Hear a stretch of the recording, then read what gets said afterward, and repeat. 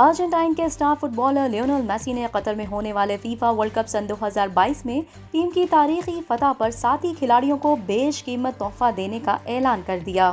گزشتہ سال قطر میں ہونے والے فیفا ورلڈ کپ کے فائنل میں لیونل میسی کی قیادت میں ارجنٹائن فرانس کو شکست دے کر ورلڈ چیمپئن بنا۔ تیسری بار فیفا ورلڈ کپ جیتنے کی خوشی میں میسی نے اپنی ٹیم کے تمام کھلاڑیوں کو ایک شاندار تحفہ دینے کا فیصلہ کیا ہے۔ رپورٹس کے مطابق میسی نے ساتھی کھلاڑیوں کے لیے سونے کے 35 آئی فون 14 آرڈر کیے، جو وہ ٹیم کے کھلاڑیوں کے ساتھ ٹیم سٹاف کو بھی تحفے میں دیں گے۔ اطلاعات کے مطابق سونے کے 35 آئی فونز کی مجموعی مالیت 1,75,000 یوروز، جو پاکستانی روپے میں 5 کروڑ سے زائد بنتی ہے۔